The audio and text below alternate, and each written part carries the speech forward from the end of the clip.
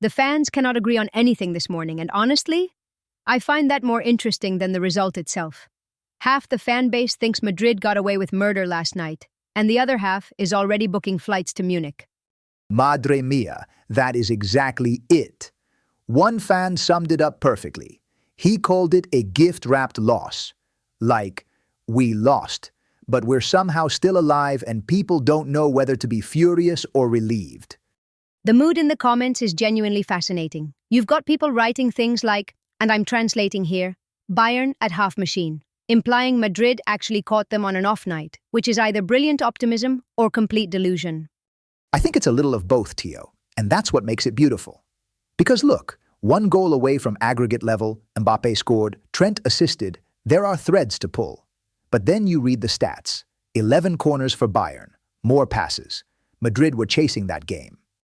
And Rudiger went on record, no sugarcoating, basically saying they gifted Bayern those goals. Fans are latching onto that because it confirms what they watched. One fan translated it bluntly. We messed up on both goals. When your own centre-back says that, there's no hiding. But here's where it gets spicy. There's a whole thread of fans defending the performance. One comment had 26 upvotes saying the Bernabéu crowd gave more than the football did. And instead of being insulted by that, some fans are actually nodding along like, yes, the atmosphere saved us. That's a very specific kind of Madridismo, Rafa. The belief that the stadium itself is a player, which historically has some basis, but it's also a way of avoiding the conversation about what Arbeloa's system actually produced last night. Speaking of avoiding conversations, can we talk about Vinicius? Because the fans are not letting him off the hook this morning. One comment, translated, said, "Two little gifts from Vinicius in another pitiful performance, and this guy wants to earn more than Mbappé? Que barbaridad." That's the tension, right? Because in recent weeks, we've had fans absolutely riding for Vinicius, defending him from Brazilian media critics, defending him from the racism discourse. And now the same fan base is pointing fingers at him for the goals conceded. The loyalty has limits, apparently. There's also this wild comment floating around where a fan listed out what they apparently dreamed the final stats were. Hat trick for Vinicius, Mbappé brace, Valverde goal and 2 assists, like they were describing a completely different match. Bless them. That's called grief processing, Rafa. Some fans manifested the result they wanted and just posted it anyway. But the more grounded ones are saying something like, to win the Champions League, you need a great team, a great manager, and you need to beat Real Madrid. That's from a fan who clearly watched the same game I did. Now Mbappé, Venga, because the whiplash from the fan base on this man is something else. We spent 2 episodes covering fans calling him Valladolid level, demanding he gets benched, and now he scores the goal that keeps Madrid alive, and suddenly there are elogios everywhere. One fan actually called it out directly. Translated, on Sunday, you were all against Mbappé, tearing into him, and now it's all praise. And honestly, fair point. The fan base is not consistent on him, and I think even the fans know it. But then you've got the other camp who aren't moving. One fan said, Mbappé misses more than a fairground shotgun, which is a very Spanish way of saying he's wasteful in front of goal, and they're not wrong that he had chances he didn't take. The most interesting Mbappé take, though, and this one is getting some traction, is the fan who said basically, with this version of Bayern, even with Mbappé, it's not enough. That's not an anti-Mbappé take, that's a realistic assessment of the mountain Madrid have to climb in Munich.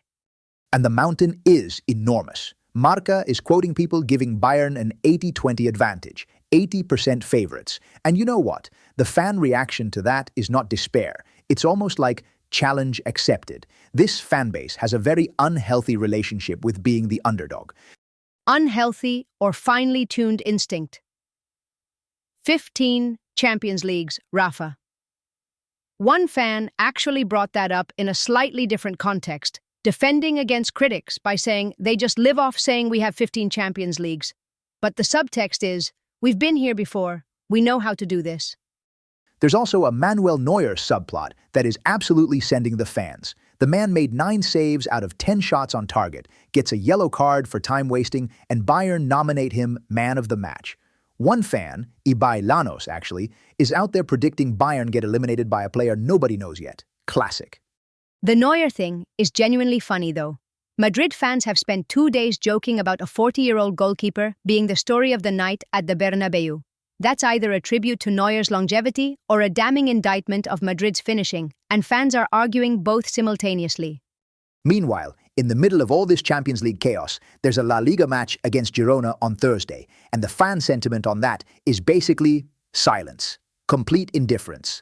After the Mallorca loss and now this, the league feels like background noise.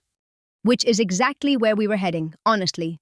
We've been tracking this pivot all week, fans mentally checking out of the title race and investing everything in Europe. Girona on Thursday is getting approximately zero emotional energy from the fan base right now. The headline from Marca today says, Madrid faced the ghost of a blank season. And I think that framing is doing something to the fans, not breaking them, but sharpening them. Like, the stakes are suddenly very clear. Europe or nothing. Vamos. And look, tomorrow morning we'll have had a full day of fan debate cooking. More reactions from the players, maybe more from Arbeloa. The Munich second leg is still 10 days away. There is a lot of road left on this story. Tomorrow's episode is going to be very different from today's. The dust will have settled just enough for the really interesting takes to emerge. Hala Madrid. That's it from us this morning. Stay in the debate, keep sending in your reactions, and we'll be back tomorrow at 7. The Remontada conversation is just getting started, Tio.